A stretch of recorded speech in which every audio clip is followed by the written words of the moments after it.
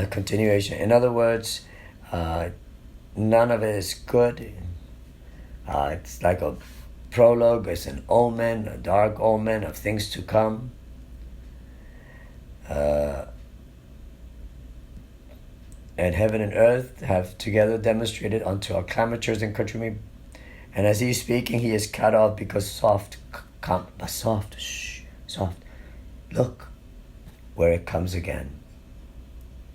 And how the ghost enters, I'll cross it, says Horatio. The word blasphemy. In other words, he's going to get in front of it even if it destroys him. Stay, illusion. If thou hast any sound or use of voice, speak to me.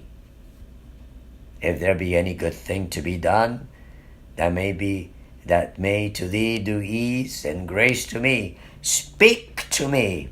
In other words, Horatio is trying to get the attention of the Spirit to tell him, tell me, what is it that's on your mind? What's bothering you? Why are you here? Use your voice. If you have sound, use it. Speak to me. If there be any good thing to be done, if there's anything good that we can do to help you, speak. That would ease you. That may ease whatever you're going through. That may do ease and grace to me. Speak to me. And the rooster at that time, at that moment, does crow.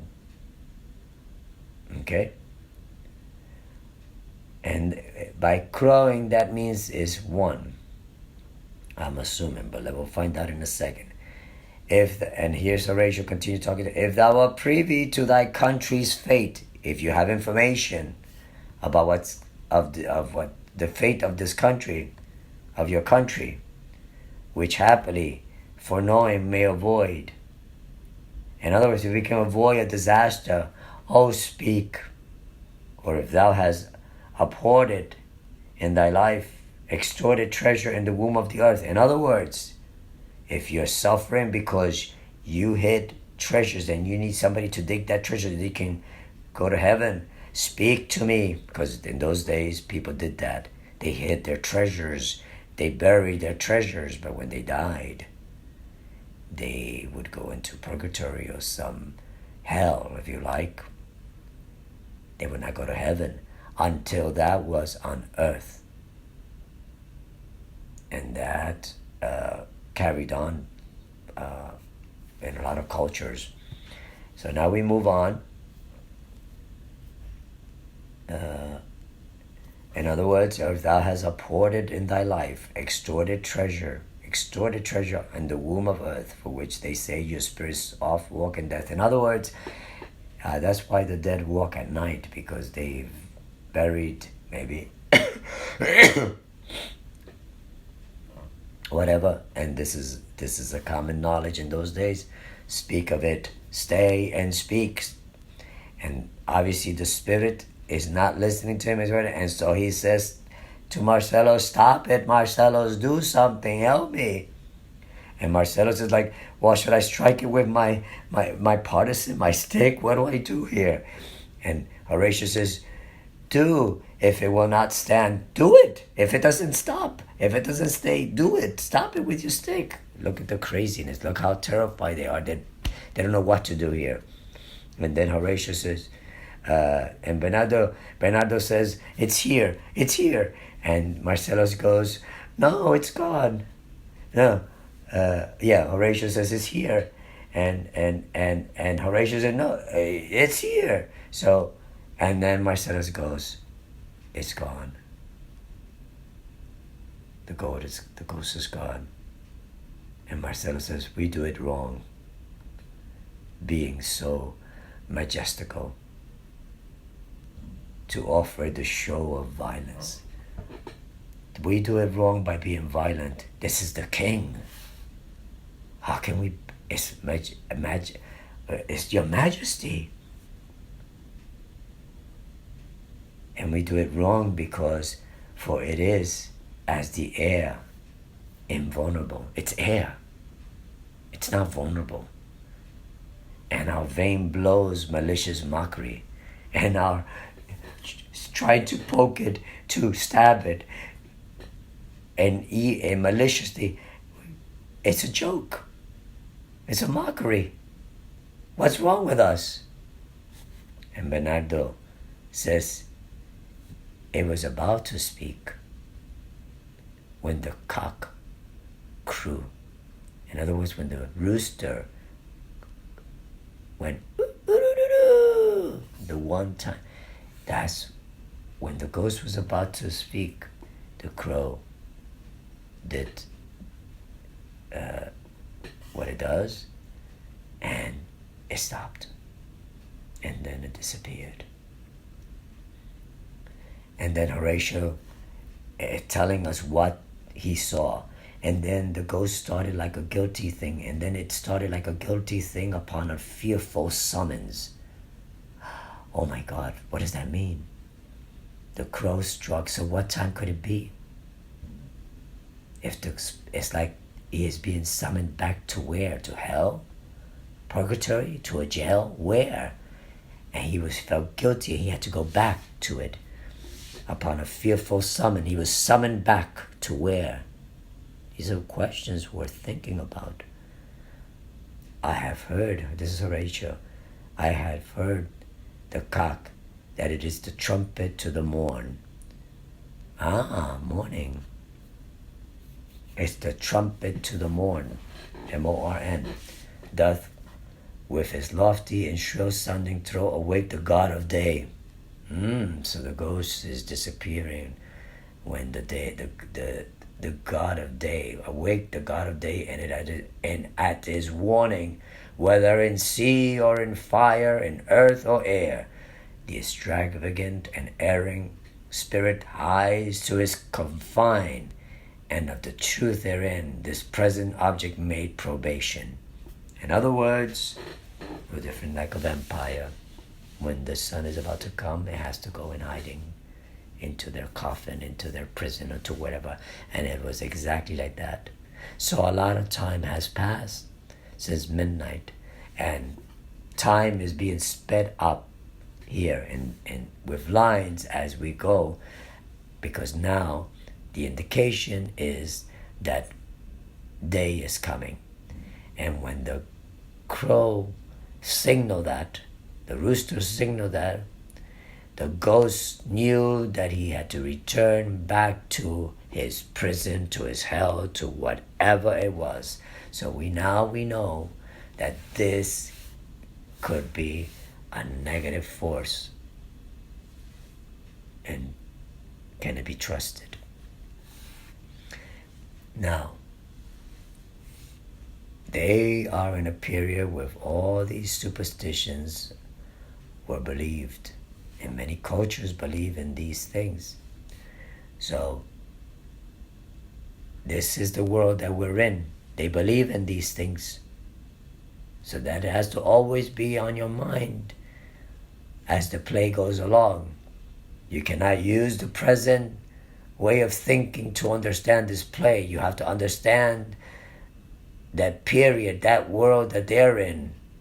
Without that understanding, that's why this part is, this prologue, this very introduction of Hamlet, what's going on, is so critical to you understanding the rest of the play, how things operated then, the customs then, the social values then. You have to understand that. Now, and he says here, so Horatio says, and then it started like a guilty thing. Like he felt guilty. The ghost felt guilty. Wow. Why? Because God was coming. Right? And then it started like a guilty thing. You don't have to believe in that. They believe in that. That world believes in that. Right? It's very important to understand that there's a very big difference in what you believe and what they believe. You have to get to understanding that world. And then it started like a guilty thing, talking about the ghost. Horatio is talking. Upon a fearful summons, like he was summoned. And Horatio says, I have heard the cock, which is the rooster, that is the trumpet of the morn, which is the trumpet announcing day is coming, morning is coming, light is coming. Remember, the whole place starts in pure darkness, and it's about revealing yourself through light. Otherwise, we don't know who you are in the dark, right? The cock, that is the trumpet to the morn, doth with his lofty and shrill sounding throat awake the god of the day. That's the job of the cock here, the rooster. And at his warning, which also serves as a warning, so it wakes the god of the day, but a warning to those who are not of the god of the day. At his warning, whether they be in sea or fire, in earth or air, the extravagant and erring spirits hies to his confines. In other words, anything out there needs to go back to his confine. They will go to their prison, and of the truth therein, the present object made probation. In other words, that's exactly what happened here. This spirit proved to us that he was not of the day. He had to go to this confine. So something is up. He's in some kind of a prison. And then Marcelo says, it faded on the crowing of the cock. Some say that ever against that season comes. Now some say that ever against that season comes, wherein our Savior's birth is celebrated. Savior, birth is celebrated. Some say that ever against that season comes, wherein our Savior's birth is celebrated. The bird of dawning singeth all night long. And then they say, no spirit dares stir abroad. The nights are wholesome, then no planet strike, no fairy takes, no witch hath power to charm, so hallowed and so gracious is the time. So we're getting to find a little bit about Marcellus and perhaps his beliefs, but we have beliefs of that time. They're talking about the Savior here. It's talking about it faded. Marcellus took good notice of that. It faded when with the crowing of the cock. It faded. It faded on the crowing of the cock, Marcellus says. Some say that ever against that season comes, wherein our Savior's birth is celebrated. The bird of dawning singeth all night long. I think what he's saying here, and maybe I can be corrected, is that so long wherein our Savior's birth is celebrated. Some say that ever against the season comes wherein our Savior's birth is celebrated, the bird of dawning singeth. In other words, I guess it could possibly mean the Savior here birth is celebrated wherein our Savior's birth. He's talking about the Christianity and the second coming of Christ. Until then, that bird will sing. And they will have to hide, those spirits. Interesting. And then they say, no spirit dares still abroad. The bird of dawning, and when our Savior's birth celebrated, the bird of dawning singeth all night long. And then they say, no spirit dares stir abroad. We'll move on. We're going to move on. And Horatio says, so have I heard. Even he, as a scholar, has heard about that. Because he's not ignorant of Christianity. He's not ignorant of the Bible. He's not ignorant. He's not limiting himself to science alone, because if he were, he wouldn't believe what he's seeing with his own eyes. He's open to all these things. So have I heard, says Horatio, and do in part believe it. But look, the morn, in russet mantle clad, walks over the dew of yon high eastward hill. So dawn is approaching, light is approaching, And that's why they're making these marks, the colors, the way the sky looks. They can take note of all that.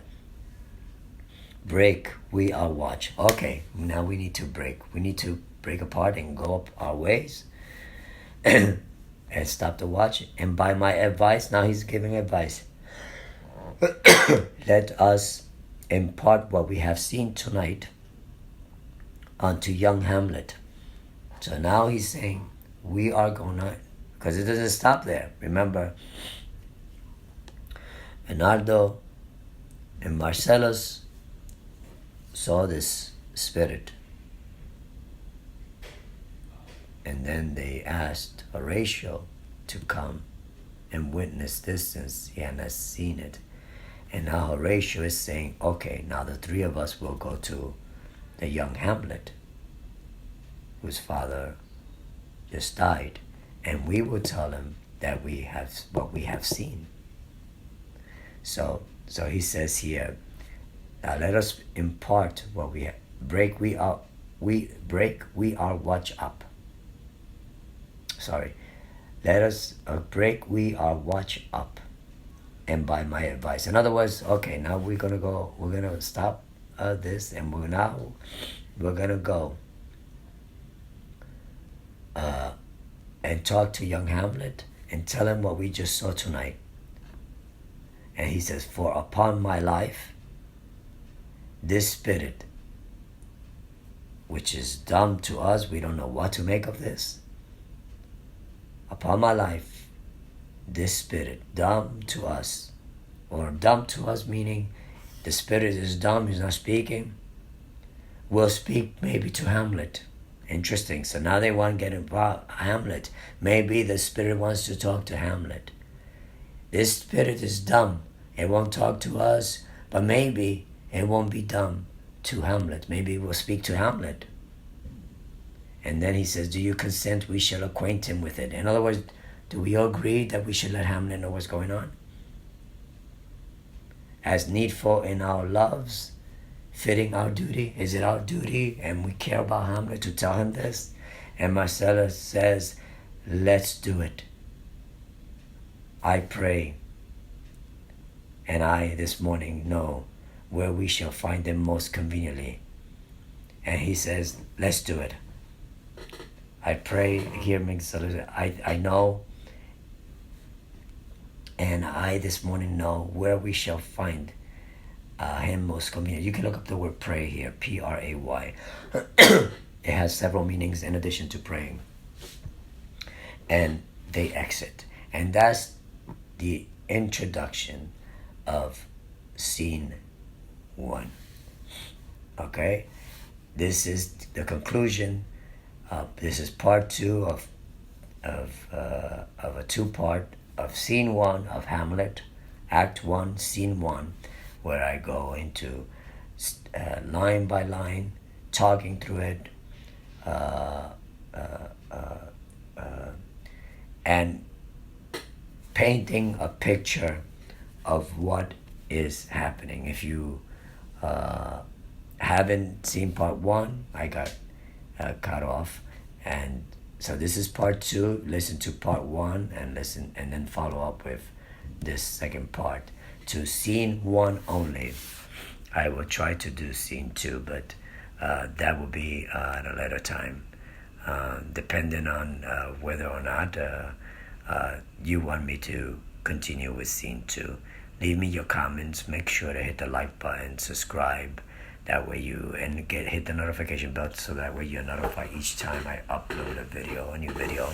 You can also check my other videos. I have a variety of different topics I cover, whether it's acting.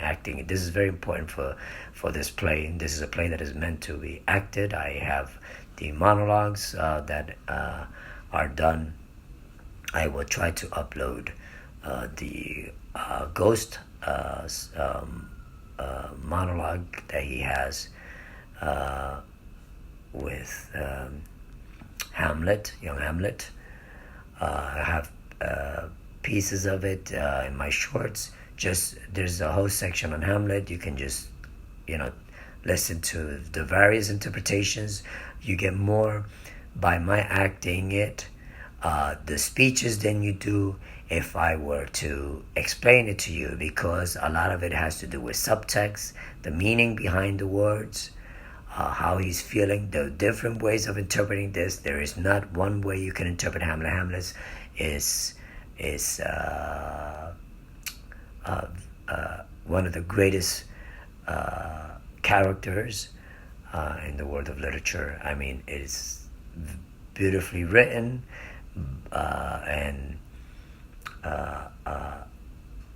the character is, there is not one interpretation that should be accepted. There are many interpretations, and therefore when I read and act it, you will hear multiple meanings behind it, and you come to your conclusion to it. There is no one way. At any rate, as I mentioned, check those out, and please make sure that, at least if you don't want to subscribe for whatever reason, hit the like button. That way others get to experience